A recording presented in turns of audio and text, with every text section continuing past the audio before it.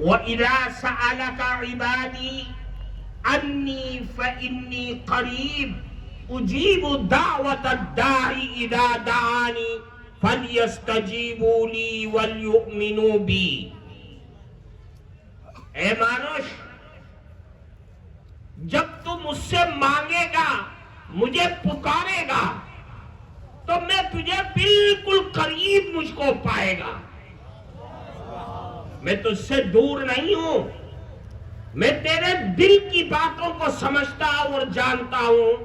تیری جبہ سے کوئی بات نکلے گی تو یہ نہ سمجھنا کہ میرا اللہ بہت دور ہے، اللہ بہت قریب ہے۔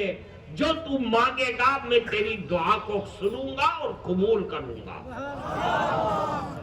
دعا بہت بڑی عبادت ہے۔ اللہ کے نبی نے فرمایا الدعاء مخ العبادہ، دعا عبادت کا مغز اور جان ہے۔ جیسے انسان کے اندر جو انسان کو اوپر اٹھاتی ہے وہ انسان کی بدھی ہے۔ کہتے ہیں ہم لوگ کہ ایٹا بدھی مانوش آسے، بدھی مانوش کیا مطلب؟ خوب بیشی عقل اس کے پاس۔ اللہ تعالیٰ فرماتے تمام عبادتوں کا مغز اور جان دعا ہے۔ نماز کی، حج کی، روزے کی، ساری بڑی بڑی عبادتوں کی کا مغز اور جان دعا ہے۔ دعا کا مطلب ہے اپنے آپ کو بالکل ماٹی میں ملا دینا کہ اے اللہ سب کچھ تو ہے، تیری ہی ذات سب سے بڑی ہے، تو اپنی ذات میں، اپنی صفات میں، اپنی ساری چیزوں میں اکیلا ہے، تیرے برابر کوئی نہیں ہے، میں سر سے پیر تک تیرا محتاج ہوں۔ یہ ہے دعا۔ دعا اللہ سے مانگنا یہ انتہائی ضروری چیز ہے۔ اللہ تعالیٰ نے فرمایا کہ میں تمہاری دعاؤں کو قبول کروں گا۔ ایک حدیث میں فرمایا الدعاء سلاح المؤمن، دعا مسلمانوں کا ہتھیار ہے۔ مسلمانوں کے پاس کوئی ہتھیار نہیں، بلم، برچھا، تلوار، توپ اور جناب بم اور ایٹم بم کچھ نہیں۔ اللہ تعالیٰ کے نبی نے فرمایا دعا مسلمانوں کا ہتھیار ہے۔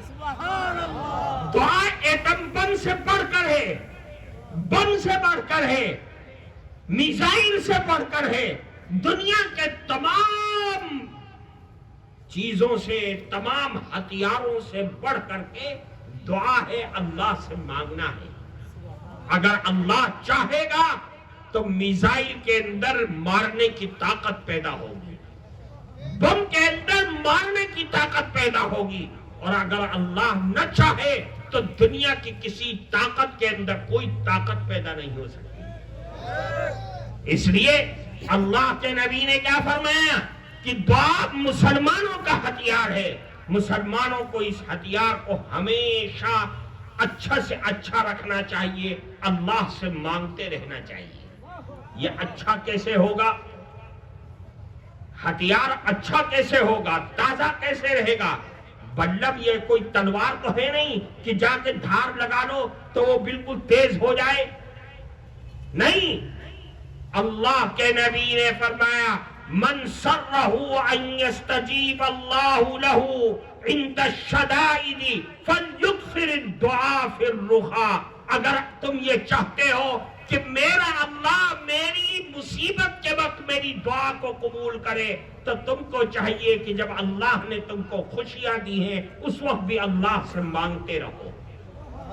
جب اللہ نے نعمت دی ہے تو اس کا شکر ادا کرتے رہو، اور اگر اللہ نے مصیبت کا وقت ڈالا ہے تو اللہ سے رو رو کر کے مانگو گے تو اللہ تمہاری دعاؤں کو سنے گا اور قبول کرے گا۔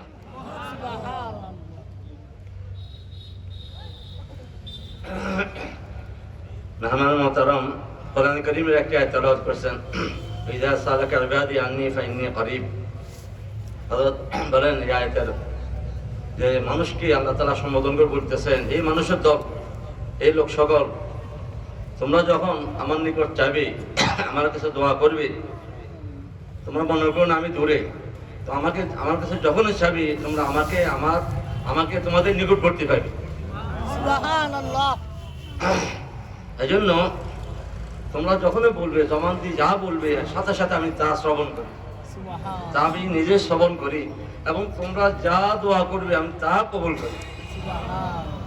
এই জন্য হাদিস শরীফে আসছে আর দোয়া মুখুল ইবাদত की जान और रूह है, तो इतनी बड़ी इबादत, तो उसके कबूल होने के लिए 3 शर्तें हैं। कितनी शर्तें? 3 शर्तें। दुआ के कबूल होने के लिए 3 शर्तें हैं, वो गौर से सुनिए। सबसे पहली शर्त फरमाया उदउल्लाह व अंतुम मुकिनून बिल इजाबा, कि जब तुम दुआ करो तो ये समझ करके करो कि जिस अल्लाह से मैं मांग रहा हूं वही मेरी जरूरत को पूरा कर सकता है, उसके अलावा कोई नहीं कर सकता। कितनी शर्त हो गई? 1। फिर फरमाया दूसरी शर्त, वअलमू अन्नल्लाह ला यस्तजीबु दुआअन मिन क़ल्बिन गाफिलिन लाहिन, कि अल्लाह ऐसी दुआ को कबूल ही नहीं करता कि जिब्बा से तो मांग रहा है लेकिन अंतर जो है वो दुनिया में लटका हुआ हो। दिल में तो दुकान, मकान, बाड़ी, छेले, सारे ख्यालात हैं, और जिब्बा से मांग रहा है, ऐसी दुआ कबूल नहीं होती है। दुआ कौन सी कबूल होती है? कि सर से लेकर के चोक, जिब्बा, दिल, दिमाग सब अल्लाह की तरफ मुतवज्जे हो और अल्लाह की तरफ दिल लगा हुआ हो कि अल्लाह तू ही मेरी दुआ को कबूल कर सकता है, तेरे अलावा कोई नहीं कर सकता। कितनी शर्तें हुई? 2। तीसरी शर्त बहुत जरूरी और बहुत अहम है। फरमाया हजरत अबू हुरैरा रज़ी अल्लाह तआला अन्हु ने कि जनाब रसूलुल्लाह सल्लल्लाहु अलैहि वसल्लम ने फरमाया कि अल्लाह फरमाते हैं कि अल्लाह पाक है, इन्नल्लाह तय्यिबुन, अल्लाह बहुत पाक साफ है, और अल्लाह ताला अपने बंदों की तरफ से तमाम पाक चीजों को कबूल फरमाता है। अल्लाह ताला ने तमाम रसूलों को पाक, साफ और हलाल चीजें खाने का हुक्म फरमाया। कुरान करीम के अंदर फरमाया या अय्युहर रुसुल कुलू मिनत तय्यिबाति वअमलू सालिहा, और मुमिनीन से भी यही फरमाया या अय्युहल्लज़ीना आमनू कुलू मिन तय्यिबाति मा रज़क़नाकुम, जो पाक, साफ, हलाल चीजें हैं उनको खाओ, हराम चीज के करीब मत जाना, शराब के करीब मत जाना, जुए की कमाई मत खाना, सूद का लेन देन मत करना, ये सारे ऐसे हराम हैं। झूठ बोल करके कमाई किया, धोखा दे करके तुमने कारोबार किया, तुमने अपनी कमाई को हराम बना लिया है, अल्लाह को ये पसंद नहीं। फिर अल्लाह के नबी ने एक मुसाफिर आदमी, मुसाफिर मानुष, उसका जिक्र किया। उस जमाने में तो घोड़े और ऊंट पर बैठ करके सवारी होती थी, कच्ची सड़कें होती थी, धूल में अट जाता था। फरमाया तुम रजुला, एक मानुष का जिक्र किया, युतीलु सफरा, जो लंबा मुसाफिर है, अशअसा अखबरा यमुद्दु यदैही, जिसके सर पर माटी पड़ी हुई है, जिसके बदन पर मट्टी ही मट्टी पड़ी हुई है, धूल पड़ी हुई है, और वो घोड़े से उतर करके अल्लाह से दुआ मांगने लगा। मुसाफिर की तो दुआ कबूल होती है, दुआ मांग रहा है जोर जोर से, ए मेरे परवरदिगार, ए मेरे प्रभु, ए मेरे अल्लाह, मुझको ये दे दे, वो दे दे। लेकिन हाथ ये है कि उसका खाना भी हराम का है, उसके बदन पर कपड़ा भी हराम का है, उसका पीना भी हराम का है, اس کے بدن میں جو گوشت اور خون دوڑ رہا ہے وہ بھی حرام کی کمائی کا دوڑ رہا ہے. فَأَنَّا يُسْتَجَابُ لِذَلِكَ, کہاں سے اس کی دعا قبول ہو جائے گی؟ کیا مطلب؟ فرمایا اللہ کے نبی نے کہ اے مومن مانوش, اگر تو نے اپنی کمائی کو حرام بنا لیا تو یاد رکھ تیرا رشتہ تیرے اللہ سے ٹوٹ جائے گا. اب تو دنیا میں روئے گا اور دعائیں مانگے گا, اللہ تیری دعا کو نہیں سنے گا, اللہ کے ہاں تیری دعا نہیں پہنچے گی. اللہ کے ہاں اپنی دعا کو قبول کرانے کے لیے ضروری ہے کہ تمہارا کاروبار, تمہارا کھانا پینا, تمہارا پہننا اوڑھنا سب حلال کا ہونا چاہیے. اگر حرام آ گیا تو سب کا سب برباد ہو جائے گا اور اللہ سے کنیکشن ٹوٹ جائے گا.